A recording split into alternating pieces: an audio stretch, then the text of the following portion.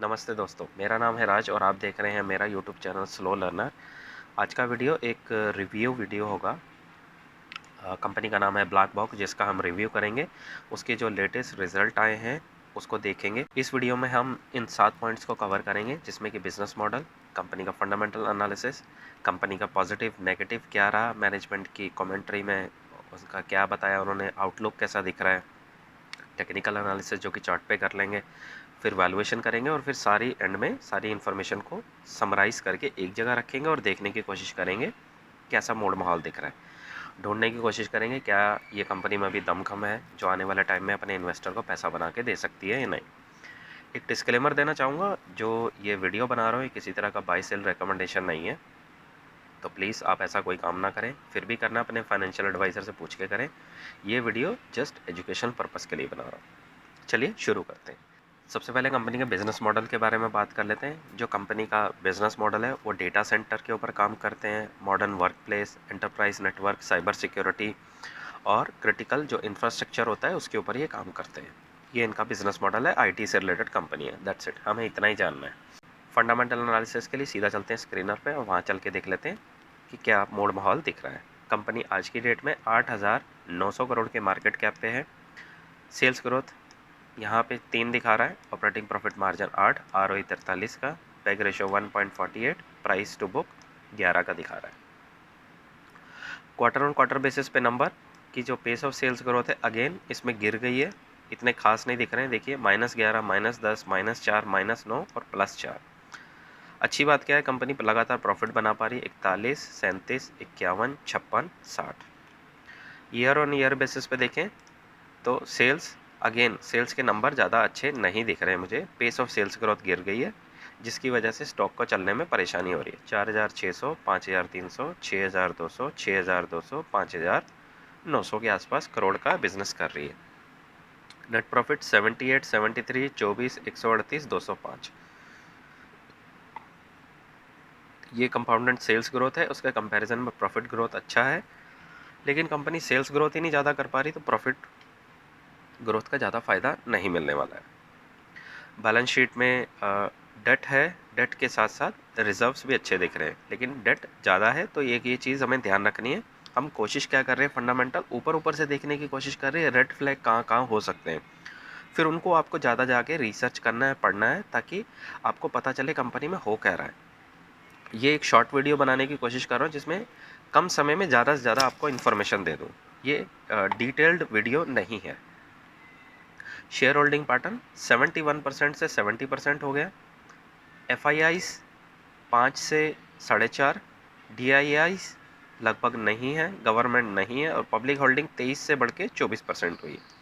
मोर और less same ही दिख रहा है।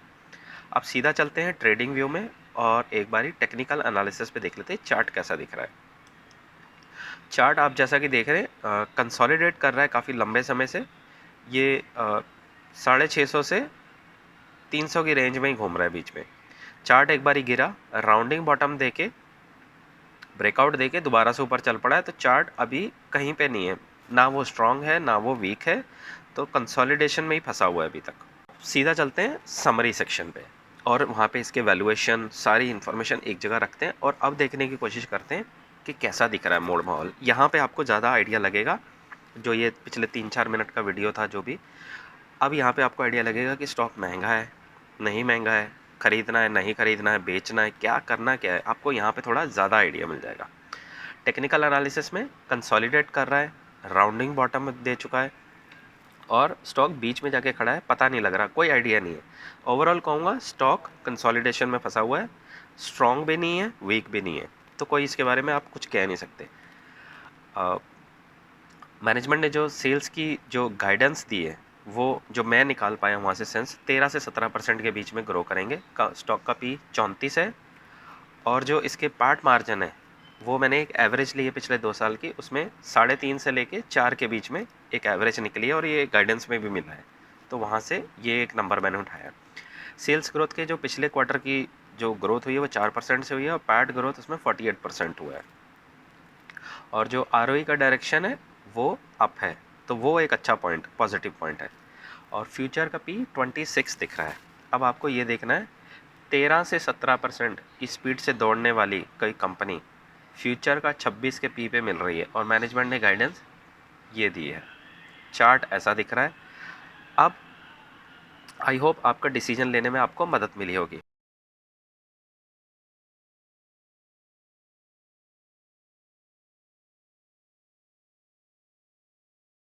तो सीधा चलते हैं, सबसे पहले कंपनी के बिज़नेस के बारे में बात कर लेते हैं। कंपनी का बिज़नेस मॉडल सिंपल है। कंपनी कचरा उठाने का और साफ़ सफाई करने का काम करती है। दैट्स इट, बस इतना ही हमें जानना है। अब जो ये कंपनी के ऑपरेशंस हैं वो कहाँ कहाँ पे है? जम्मू कश्मीर में, छत्तीसगढ़ में, राजस्थान, गुजरात और महाराष्ट्र। मेजॉरिटी जो इनका ज़्यादातर बिजनेस है वो गुजरात और महाराष्ट्र से आता है। तो इतना बिजनेस मॉडल के बारे में जानना हमारे लिए काफ़ी है। इसके बाद सीधा एक बारी फाइनेंशियल हाइलाइट्स देखने के लिए सीधा चलते हैं स्क्रीनर पे और ऊपर ऊपर से देखने की कोशिश करते हैं कि इसके नंबर्स कैसे दिख रहे हैं, परफॉर्मेंस कैसी रही है। क्योंकि कंपनी का कोई पीपीटी, कॉन कॉल कुछ भी अवेलेबल नहीं है। कंपनी की तरफ से कोई भी ज़्यादा इन्फॉर्मेशन अवेलेबल नहीं है, ना तो कॉन कॉल है ना ही पीपीटी है। इसका कुछ भी नहीं है। एक 2024 का पीपीटी लास्ट है, उसके अलावा और कुछ भी नहीं है। कंपनी आज की डेट में 141 करोड़ के मार्केट कैप पे है। सेल्स ग्रोथ यहाँ पे 92 दिखा रहा है, ऑपरेटिंग प्रॉफिट मार्जिन 17 और आरओई 38 का दिखा रहा है। पेग रेशो 0.20 है और प्राइस टू बुक 4 का है। इसके हाफ ईयरली रिजल्ट आते हैं नॉर्मली, और पिछले 3 अगर जो इसके रिजल्ट्स आए हैं उनको देखें, 56, 72 और 69। तो पेस ऑफ सेल्स ग्रोथ थोड़ा कम हुआ है। नीचे देख लेते हैं, नेट प्रॉफिट 3, 8 और 3, प्रॉफिट दोबारा से गिर गया है क्योंकि इसके ऑपरेटिंग जो मार्जिन है वो इफेक्ट हुए और इंटरेस्ट की कॉस्ट भी बढ़ी है, तो इस वजह से ये हो सकता है। ईयर ऑन ईयर बेसिस पे देखें थोड़ी क्लैरिटी नज़र आएगी। जो एक टाइम में 100% की स्पीड से ग्रोथ कर रही थी, 100 और 100 से ज़्यादा, यहाँ पे देखिए 39, 102 और 141। तो पेस ऑफ सेल्स ग्रोथ गिर गई है। ग्रोथ कर रही है, ग्रोथ कम बंद नहीं हुई, ग्रोथ करने की स्पीड कम हो गई। ऑपरेटिंग प्रॉफिट मार्जिन जो 18 से 20 के आसपास था वो मेंटेन कर रही है, लेकिन इस लास्ट क्वार्टर में मार्जिन बहुत ज़्यादा गिरे हैं, 14% के आसपास आ गए। ईयर ऑन ईयर बेसिस पे प्रॉफिट कमा पा रही है। ईपीएस ग्रोथ ज़रूर हुई है। अब आप यहाँ पे देखिए कि इसके सेल्स ग्रोथ के कंपैरिजन में प्रॉफिट ग्रोथ सेम है, यानी इस कंपनी को ऑपरेटिंग लेवरेज नहीं मिल रहा है अभी तक। बैलेंस शीट देखते हैं। बैलेंस शीट में डेट है जो बोरोविंग के कंपैरिजन में 1:1 दिख रहा है यहाँ पे। वो अगर पीपीटी या इसका कॉन कॉल या पीपीटी अवेलेबल होता इन्वेस्टर प्रेजेंटेशन, तो वहाँ पे मैनेजमेंट आती और थोड़ा क्वेश्चन पूछते, उससे डिटेल पता लगती कि ये लोन किस जगह इस्तेमाल हो रहा है।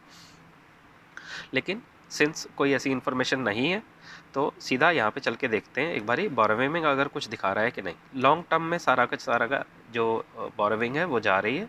तो जो बेसिकली ज़्यादातर इस्तेमाल होता है कंपनी के एसेट बनाने में, प्लांट, मशीनरी, इक्विपमेंट। क्योंकि ये गाड़ियाँ तो, जो ये कंपनी है ये तो बिज़नेस करती है साफ़ सफाई का, कचरा उठाने का। तो ज़्यादातर इन्होंने गाड़ियाँ बनाने में, रेंट पे लेने पे, इक्विपमेंट अपने और जो प्लांट है उसको डेवलप करने में, उसकी कैपेसिटी बढ़ाने में हो सकता है इस्तेमाल कराओ। क्योंकि कोई इन्फॉर्मेशन नहीं है तो कह सकते हैं कि your guess is as good as mine और my guess is as good as yours. Fix asset में देखते हैं, लैंड में इनका कुछ खास पैसा नहीं आया, लेकिन व्हीकल्स में आया है। ये देखिए यहाँ पे 17 करोड़ था, 28 हुआ और 40 करोड़। तो क्योंकि इनका जो बिज़नेस मॉडल है वहाँ पे इनको गाड़ियों की बहुत ज़रूरत पड़ती है। गली गली जाते हैं, वहाँ से जाके कचरा उठा के लाते हैं, फिर उसको ट्रांसपोर्ट करना होता है। सब ट्रक है, इलेक्ट्रिक व्हीकल्स है, रिफ्यूज़ कंपैक्टर है, फिर ट्रैक्टर ट्रेलर है, लोडर है इनके पास, मिनी ट्रक्स हैं, जेसीबी है।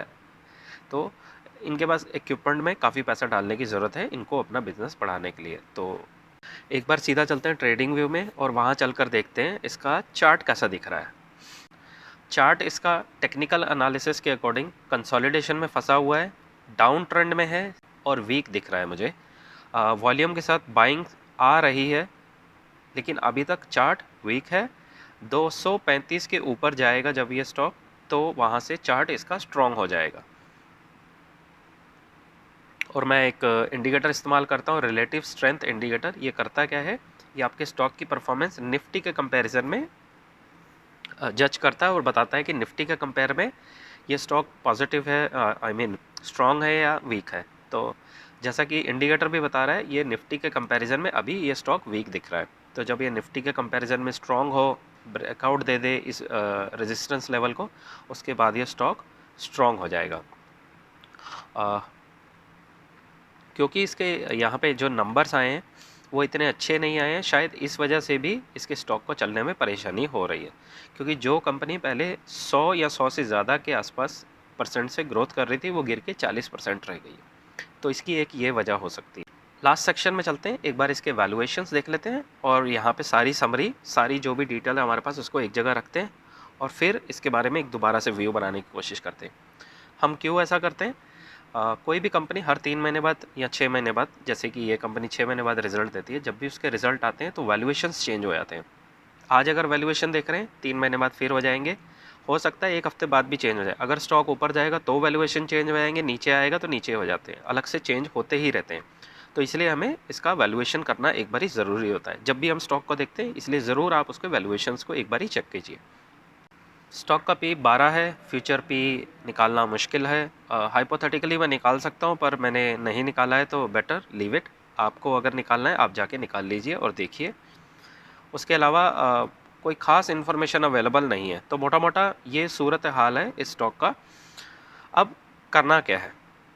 आपने जाना है कंपनी की वेबसाइट पे जाके जो जो अवेलेबल इन्फॉर्मेशन है पहले तो उसको इकट्ठा करना है। फिर उस इन्फॉर्मेशन को स्क्रीनर पे आएँ या कंपनी की बैलेंस शीट वहाँ से डाउनलोड कर लें, वहाँ जाके देखें, इसके बारे में इन्फॉर्मेशन ढूंढें और कोई अगर ऐसी कोई खबर है तो अपना व्यू और ज़्यादा स्ट्रॉन्ग बनाएं। मेरे पास जो भी इन्फॉर्मेशन थी, मेरी अपनी की हुई रिसर्च मैंने आपके साथ शेयर की गई है। प्लीज़ आप ऐसा कोई भी काम ना करें। आप एक आपको डिस्क्लेमर देना चाहूँगा, प्लीज़ आप इस वीडियो को देख के किसी भी तरह का बाय सेल रिकमेंडेशन कंसिडर ना करें, क्योंकि मैं आपके साथ जस्ट इन्फॉर्मेशन शेयर कर रहा हूँ और ये किसी तरह का बाय सेल रिकमेंडेशन नहीं है। आपने फिर भी ऐसा कोई काम करना है, अपने फाइनेंशियल एडवाइज़र से पूछ के करें, क्योंकि शेयर बाज़ार में बहुत नुकसान हो सकता है। अब ये वीडियो बनाने के लिए मुझे कम से कम 2 से ढाई घंटे की ये मेरी मेहनत लगी है। मुझे आपसे क्या चाहिए? प्लीज़ आप इस वीडियो को लाइक, शेयर, सब्सक्राइब कर दीजिए, क्योंकि आपका ऐसा करने से मुझे बहुत मोटिवेशन मिलता है और इस मोटिवेशन की हेल्प से ही आपके लिए ऐसे वीडियो लगातार बनाकर लाता रहूँगा।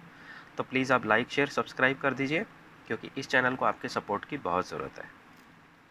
तो फ्रेंड्स, ये था मेरा आज का वीडियो। आई होप मेरे इस वीडियो से आपको मदद मिली होगी। मिलते हैं अगली वीडियो में, तब तक के लिए सीखते रहिए, खुश रहिए, इन्वेस्ट करते रहिए। Thank you.